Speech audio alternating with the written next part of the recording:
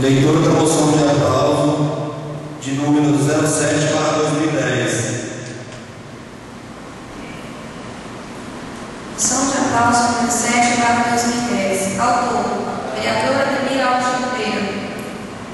Amparado em dispositivos legais e dispensadas as formalidades regimentais, venho fazer referência elogiosa aos funcionários cedidos a esta Casa de Leis pelo Poder Executivo Municipal, os senhores Absolom Oliveira de Jesus, Alaide Menezes Mota Silva, Sônia e Manuel Dourado Marques.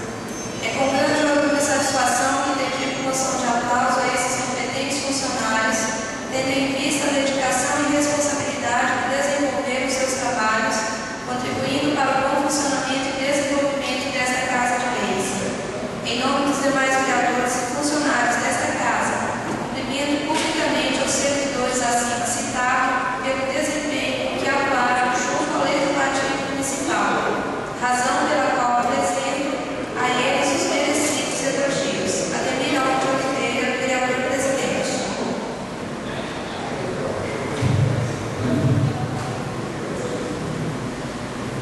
Também, companheiros vereadores, fiz essa moção de aplauso para agradecer aos nossos colegas funcionários que prestaram serviço aqui na Câmara durante esse período e que, pelo menos em mim, no meu pensamento, entendeu?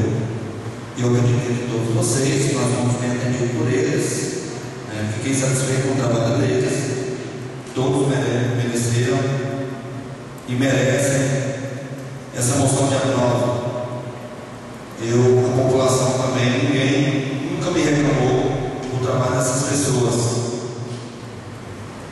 O senhor Solon, que trabalhou como guarda, todos presenciados, da Laíde Menezes, que trabalhou na Secretaria da Câmara, da Cristiane Mossoni, que também trabalhou na recepção e telefone, e do Manuel Dourado Marques, que também trabalhou na Secretaria da Câmara.